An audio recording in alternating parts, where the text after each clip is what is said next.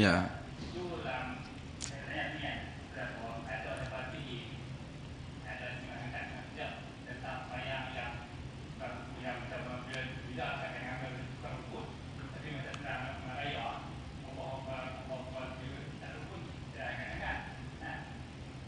Ya.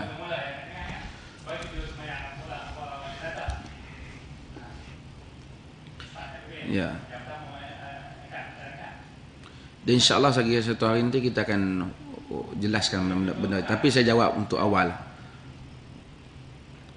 Kebanyakan ulama hadis, mereka tidak kata ada angkat tangan dalam raya ni.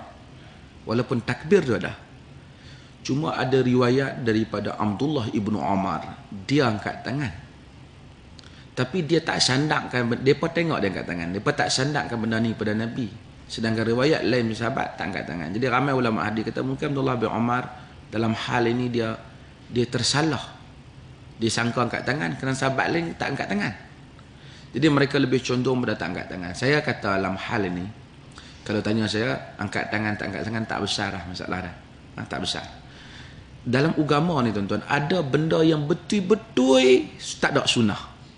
Ada benda yang tadi ditunjukkan. Kadang dia buat begini, kadang dia, artinya yang tu menunjukkan 2-3 cara Nabi buat.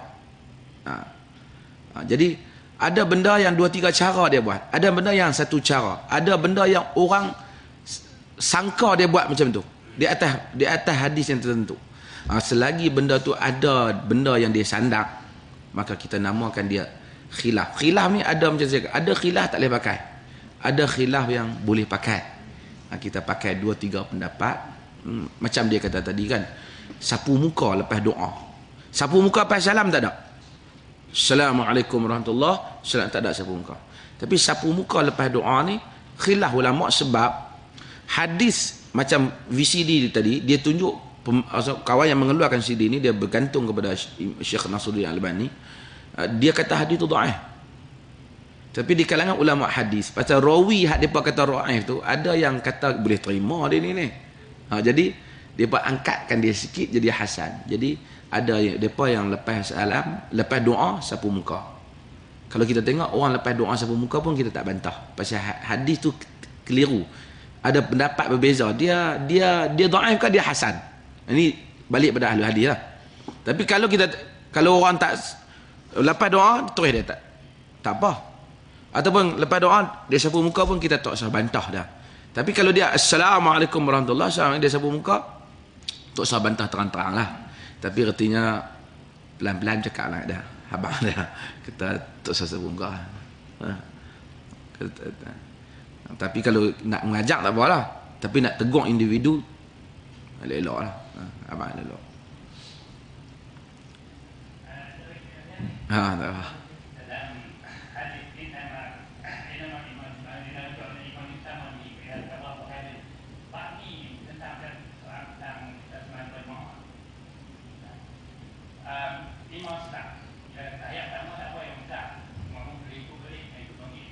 Ya. Imam dia tak tahiyat. Dia bangkit terus. Bila imam bangkit terus kita tak ikut. Kita kena duduk. Imam dia duduk balik. Jangan kita faham setengah orang kata kalau imam duduk balik batal, dia kena perhabiskan pergi jadi 5. Tak betul. Jangan buat macam tu. Pasal semayang tu dia dah ada bilangan rakaat dah. Misalnya zuhur 4 rakaat, dia pergi bangkit. Bila pergi bangkit, bila dah tahu, orang kata subhanallah, misalnya dia tahu, dia duduk. Jangan dia kata dia perhabiskan pergi jadi 1 rakaat, artinya hang sengaja pergi jadi 5. Tuhan zuhur 4. Tak boleh. Hang salah, hang duduk. Hang salah, hang duduk. Jadi makmum tak makmum tak payah bangkit sama. Melainkan makmum tak tahu kata tu imam silap. Dia pun duduk ghalid, dia sangka tu imam tu.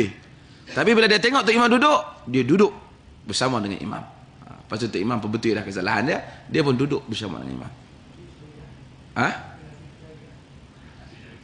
Dia bila dia silap, dia sujud. Sujud sahwi ini untuk kesilapan dalam rakaat, dia kesilap dia. Apa nama, saya sebelum saya lupa. Tuan-tuan semua dapat tentang kunut nazilah kan? Dan alhamdulillah kebanyakan tuan mungkin buat dah masjid. Tapi mungkin yang setengah kata dia tak ada nak apa. Tu saya bagi hak pendek lah. Bila nak kunut nazilah, saya ingat tuan-tuan dan saya dah terang lah radio Kangak. Boleh tuan-tuan tak dengar radio. Bila nak kunut nazilah, tuan-tuan tak payah baca kunut subuh tu. Bukan kunut subuh sebenarnya. Tak ada kunut subuh ni. Kunut witir tu tak payah. Kadang-kadang tuan-tuan nak baca kunut nazilah, tuan-tuan kata Allahumma hdini fi man hadait wa afini fi man afat, atau Allahumma hdina fi man hadait wa afina fi man afat. Sehingga habis baru dia kata Allahumma ansyuril Islam wa muslimin. Tak payah. Allahumma hdina tu khas untuk witir. Yang ni bukan witir, yang ni nazilah. Jadi terus masuk Allahumma ansyuril Islam wal muslimin. Tuan-tuan tak boleh tak ingat apa? Allahumma ansyuril mujahidin fil Iraq, Allahumma ansyuril mujahidin fi Palestin. Tak ingat dah. Wassallallahu ala Muhammad. Baik, habis.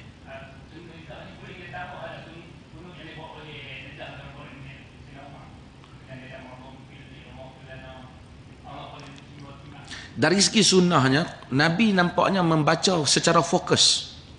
Fokusnya maksudnya dia hanya kunut tentang isu tu ya. Tapi kalau kita witir tu kita boleh jadi luaskan. Boleh luaskan. Tapi kalau ada orang lepas, yang pentingnya mesti mendahulukan tentang meminta pertolongan Tuhan, memenangkan kaum muslimin dan menghapuskan golongan kufar. Kenapa kita nak buat? Kita nak buat sebulan tuan. Kita nak bagi senjata tak boleh, bagi duit pun tak banyak. Apa lagi boleh bagi kat Palestin sekarang yang sedang dikepung oleh Yahudi ni? Kan? Dah lah kadang-kadang kita pun isap rokok Amerika, kan? Tuan-tuan mungkin dah lah kan? Kan? Kita pula tak tolong doa supaya itu musnahkan lagi. Orang yang nak musnahkan negeri orang Islam ni, tolonglah tuan-tuan. Tak ada apa-apa kepentingan siapa pun edarkan orang kunut nazilah tu, melainkan untuk menghidupkan sunnah. Ada lagi soalan pula? Sama.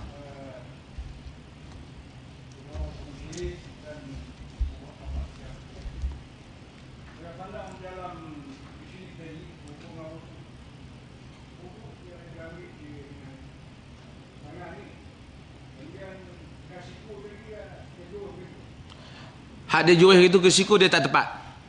Tak barangkali cerita dia tu tepat. Budak tu tunjuk tu kurang tepat. Kerana dia mesti wa aidiyakum ilal marafiq. Daripada tangan ke bukan siku ke tangan. Tapi mungkin dia tunjuk gitu orang lain dia tak. Saya pun perasan sangat tadi.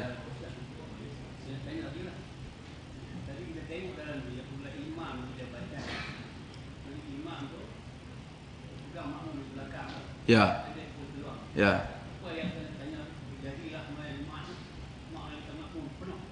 Ya. Pintu?